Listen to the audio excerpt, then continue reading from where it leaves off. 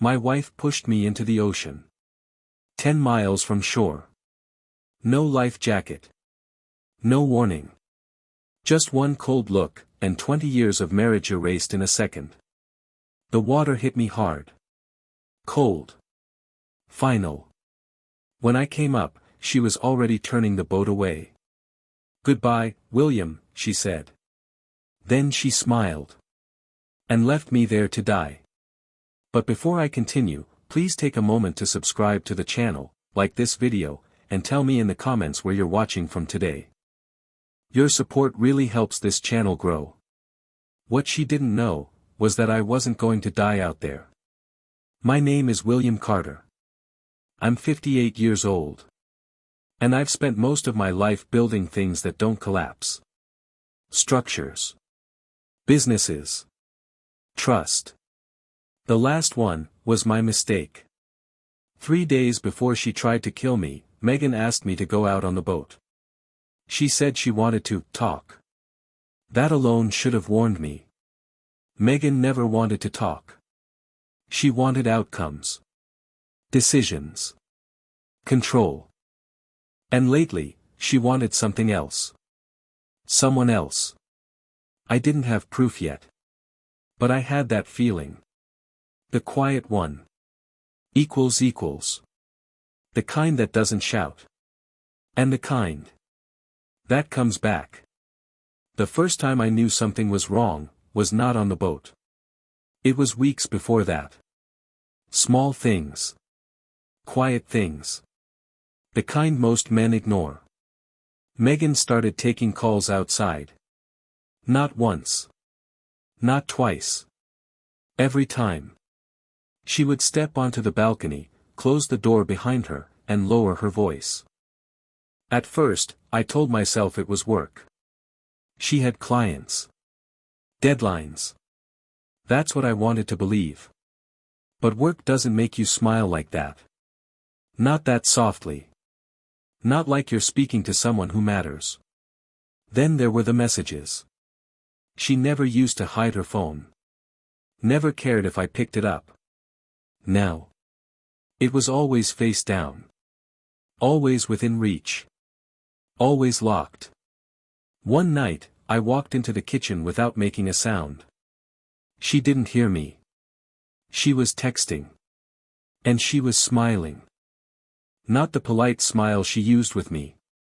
Not the one she wore at dinners or meetings. This one was different. Warmer. Lighter. Alive. The moment she noticed me, it vanished. Just like that. Her hand moved fast. Screen off. Phone down. "Work," she said. Too quickly. I nodded. Said nothing. But something in me shifted. I've spent my life reading people. Contracts. Negotiations. Faces. You don't survive in my line of work without learning when someone is lying. And Megan was no longer careful.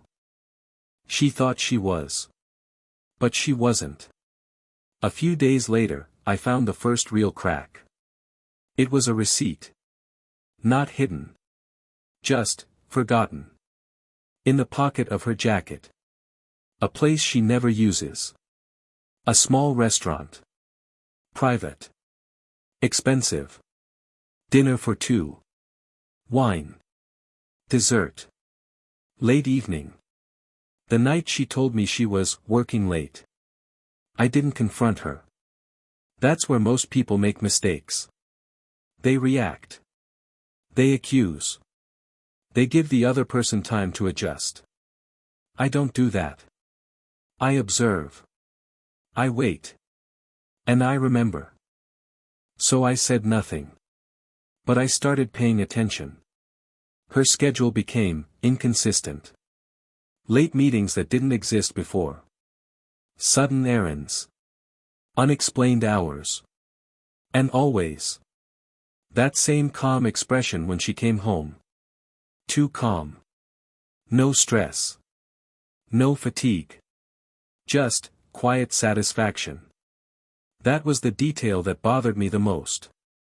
Because people who lie usually overplay it. They try too hard. Megan didn't. She was relaxed. Confident. Like someone who believed she had already won. That's when I knew. This wasn't new. This wasn't a mistake. This was a plan. And I was already inside it. I didn't confront her. I changed how I watched. Patterns tell the truth. People don't. Megan began leaving earlier than usual. Not rushed. Not stressed. Just, precise. Always at the same time. Always with the same calm expression. One morning, I noticed something new. Perfume. Not the one she always wore. This one was lighter. Subtle. Deliberate. She didn't use it for me. She used it for someone else. I said nothing. Instead, I started checking the small things. Her calendar. Her emails. Her habits. Everything looked clean. Too clean. Gaps where there shouldn't be gaps. Blocks of time labeled meetings with no details. No names. No locations. Just empty placeholders. That's not how real work looks. That's how you hide something. A few days later, I tested something. I told her I'd be out of town. Just one night. A business dinner. She didn't question it. Didn't even pretend to. She just nodded. Too easily. That was the first confirmation. That night, I didn't leave. I waited. Lights off. Phone silent. Just watching the house. At 8:17 p.m., a car pulled up. Not a taxi. Not a service. A dark sedan. Engine running. Megan stepped outside. No hesitation. No checking around. Like she had done this before. The passenger door opened. She got in. And the car drove away. No goodbye. No message. Nothing. I stood there in the dark for a long time. Not angry.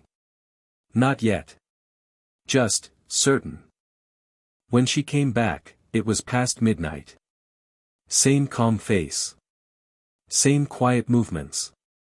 She walked in like nothing had happened. And that was the moment everything shifted. Because she wasn't hiding anymore. She was comfortable. People only get comfortable when they believe they're safe. Or when they believe you're blind. I was neither. The next morning, I found the second crack. Her phone. She left it on the kitchen counter. Unlocked. Just for a moment. That's all it took. No names. Only a number. No messages saved. Only one line. Tomorrow. Same place. No emojis. No affection.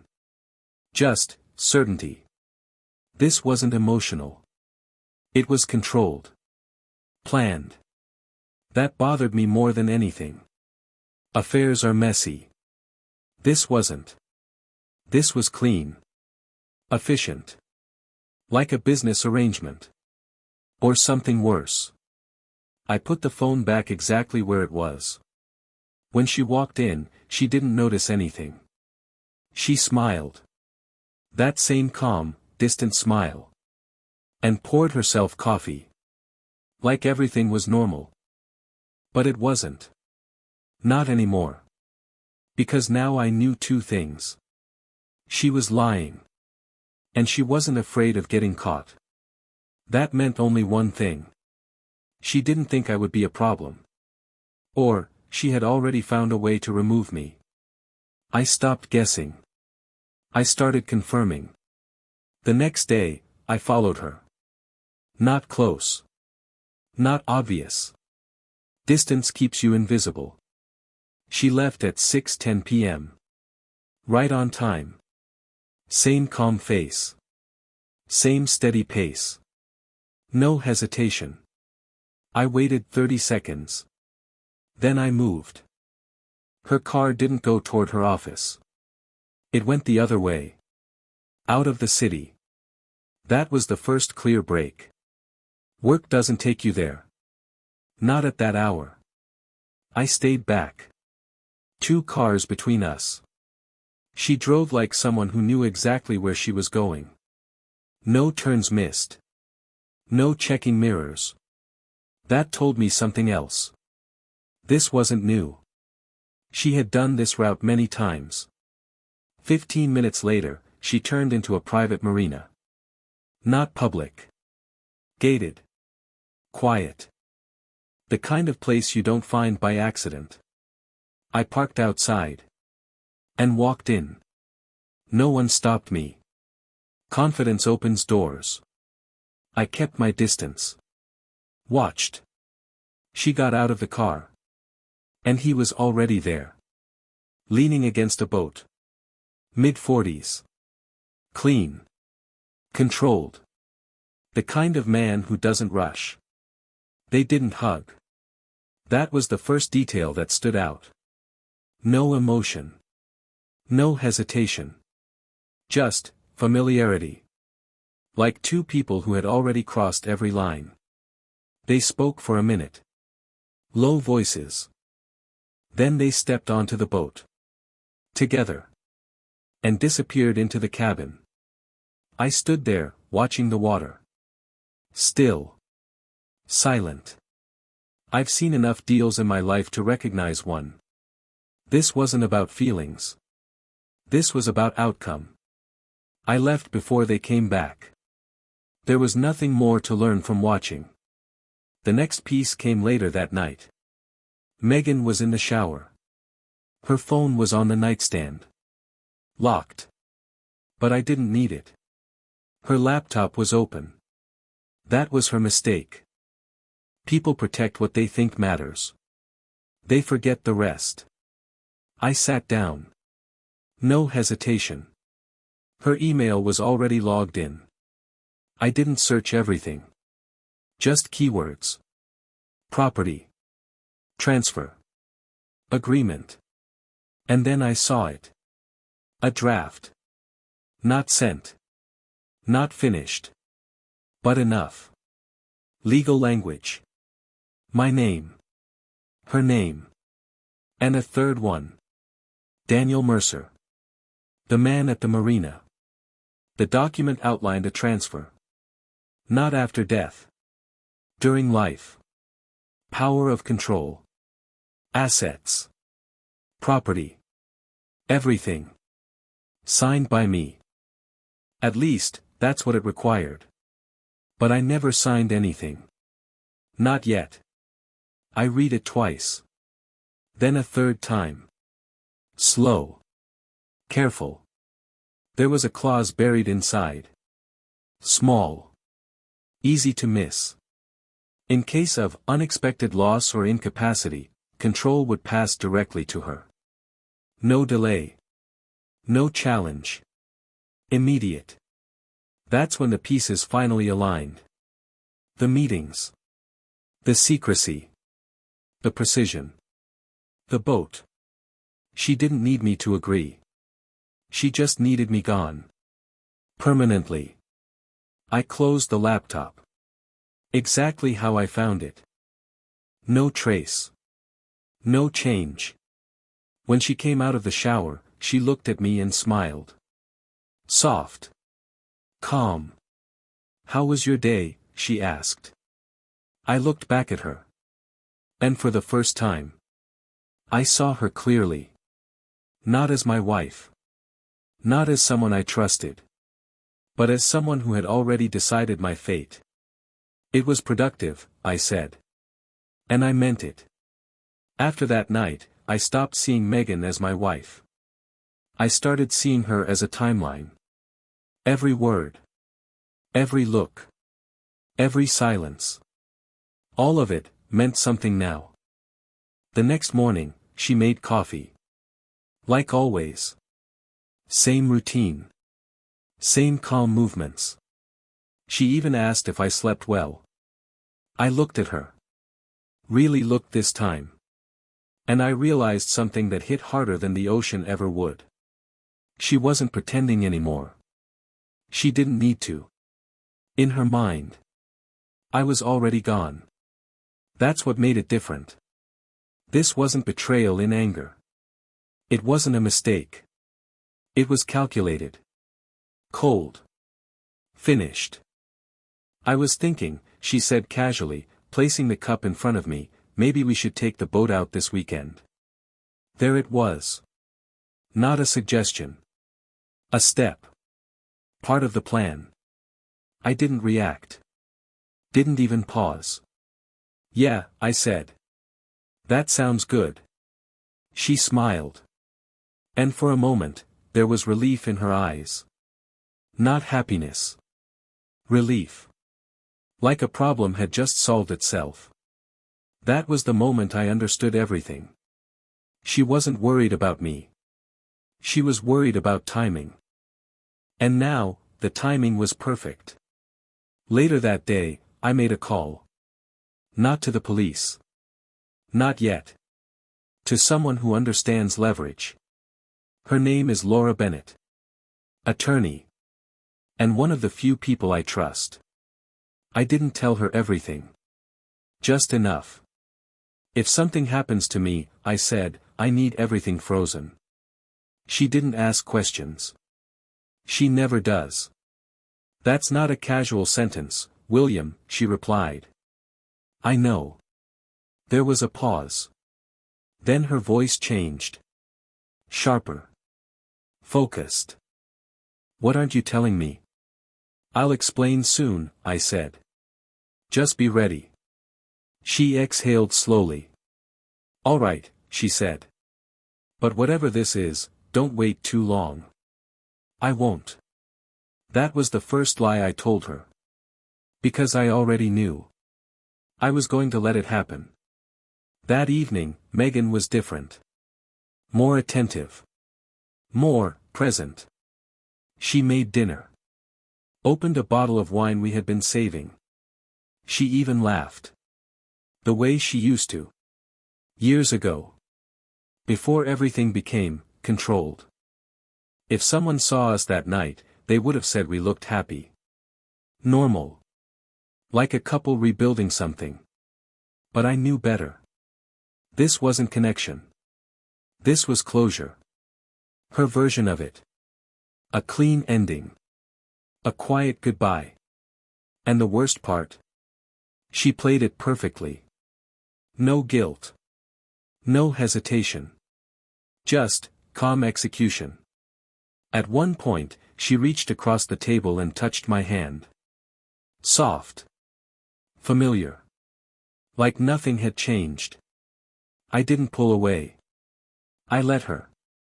Because in that moment, I needed to feel it. Not the affection. The lie. I needed to understand exactly what she was capable of. And the answer was simple. Everything. Later that night, as we stood on the balcony, looking out over the water, she leaned against me. Quiet. Warm. Perfect. If you could change one thing, she said softly, what would it be? I thought about that. Longer than she expected. Then I answered. I would pay closer attention. She smiled. And kissed my cheek. Like that was the right answer. Like she had already won. And maybe, in her mind, she had. Because the boat was ready. The plan was set. And I had just agreed to step into it. I didn't try to stop her. That would have been the obvious move. And obvious moves fail. Instead, I prepared. Quietly. The first thing I did was review everything I owned. Not emotionally. Structurally. Accounts. Properties. Control. What could be taken? What could be frozen? What could be traced? I spent 2 hours going through it all. And then I changed one thing. Access. Not enough to raise suspicion. Just enough to delay. A signature here. A confirmation there. Small obstacles. The kind that don't stop a plan, but slow it down. Then I called Laura again. This time, I told her more. Not everything, but enough for her to understand the shape of it. She's planning something, I said. Silence on the line. Then.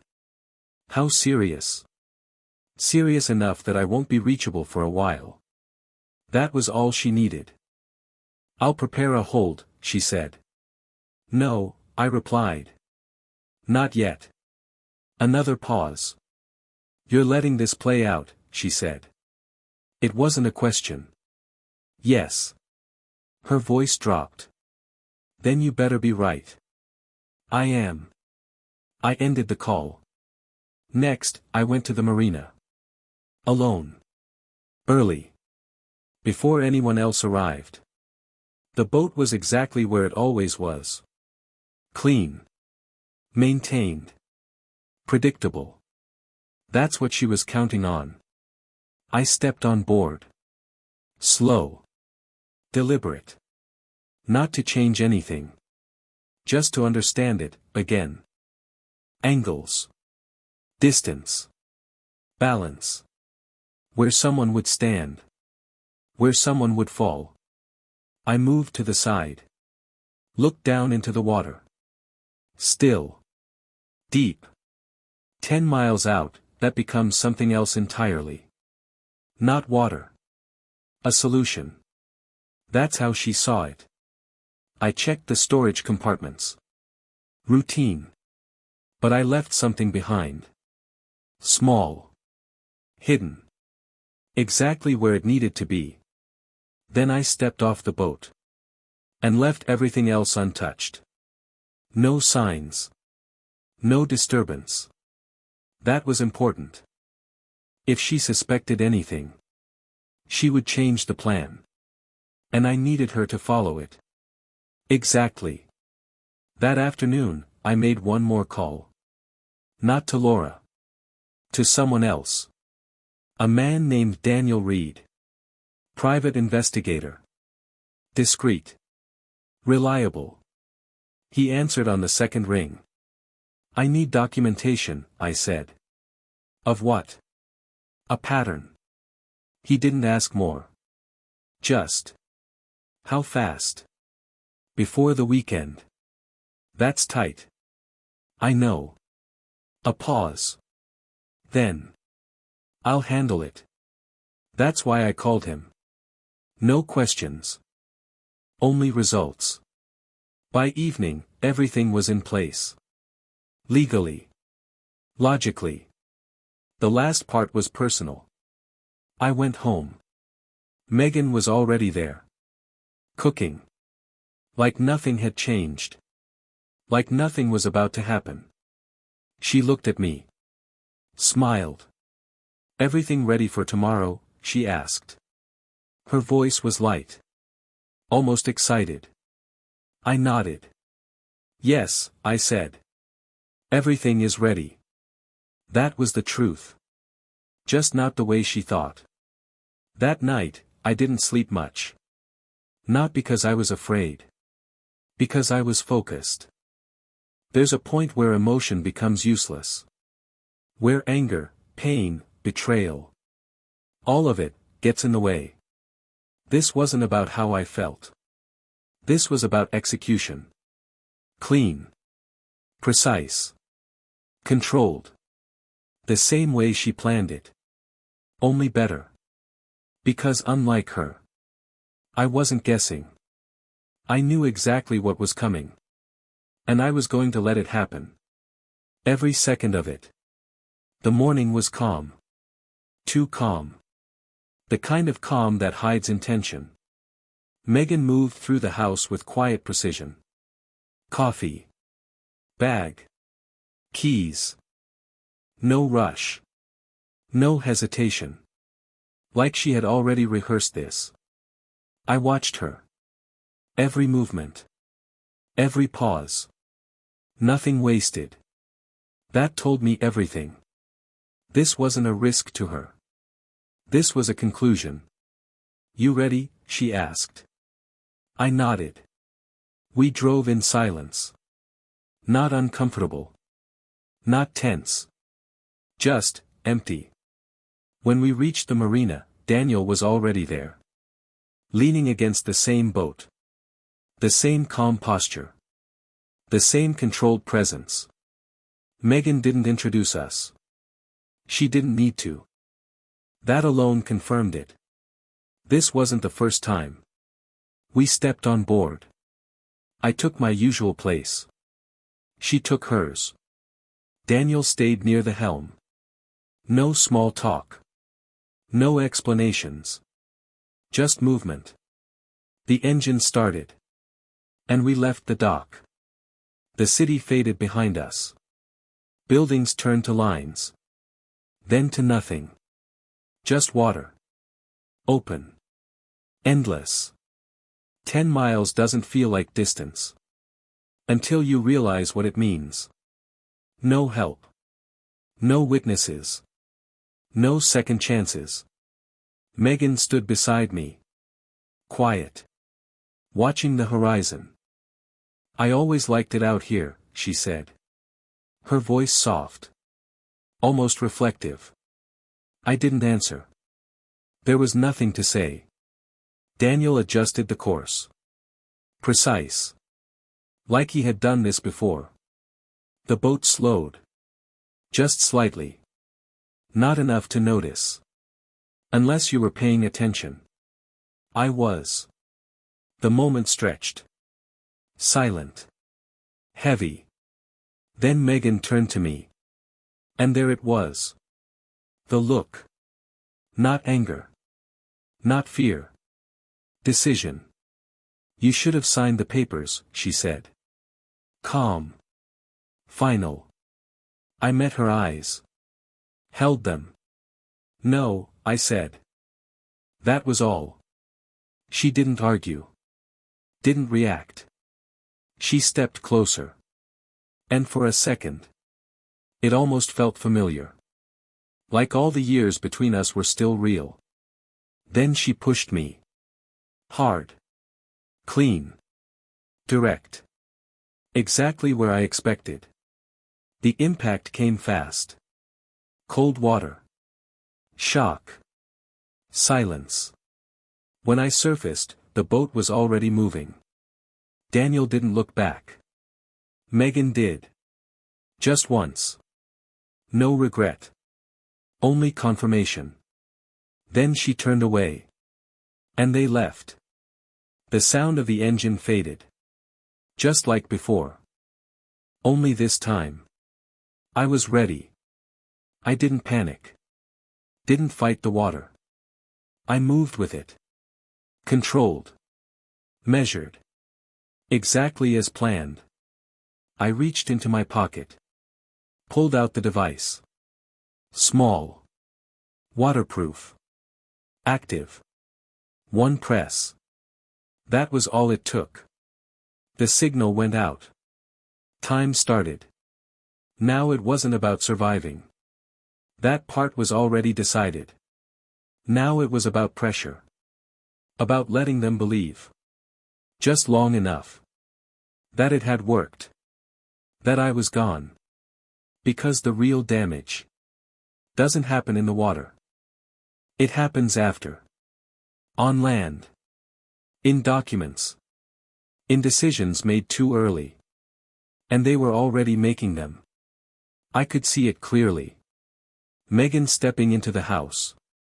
Calling Laura. Starting the process. Daniel moving money. Shifting control. Thinking they were safe. Thinking they were ahead. That's where the mistake always happens. Not in the crime. In the confidence after it. And I was about to use that. Every second of it. 3 days later, they opened the door. Megan stood there. Calm. Composed. Dressed in black. Daniel was behind her. Watching. Waiting. They thought they were meeting a lawyer. Instead, they saw me. Alive. She didn't scream. Didn't step back. She just froze. For the first time, she didn't have a plan. "William," she whispered. I stepped inside. Slow. Controlled. "You signed the papers," I said. Not a question. A statement. Daniel moved first. Too late. "Don't," I said. He stopped. Because he saw it. The folder in my hand. And the people behind me. Laura entered next. Then the detectives. No noise. No drama. Just presence. "Mrs. Carter," Laura said calmly, placing the documents on the table, "this is your fraud petition, signed under oath." Megan said nothing. Daniel tried to speak. He didn't get far. "Everything is documented," Laura continued. "Transfers. Intent. Coordination." The room went quiet. That kind of quiet doesn't break. It settles. Megan looked at me. Searching. For anger. For hesitation.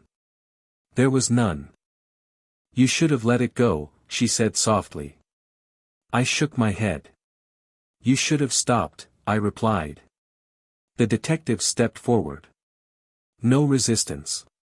No fight. Just the end of something that was already over. They were taken out the same way they planned to remove me. Quietly. Completely. Weeks later, the house was empty. Not abandoned. Reset. I didn't keep everything. Some things aren't meant to stay. The rest. I put where it belonged. Protected.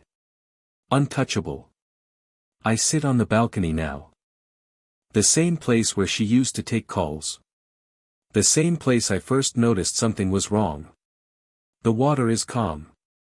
It always is, from a distance. I don't think about revenge anymore. That part is done. What remains is clarity. And distance. Because in the end, it wasn't the ocean that almost killed me. It was trust. And that's the one thing I'll never give blindly again. Thank you for listening. Calm justice doesn't shout. It keeps records.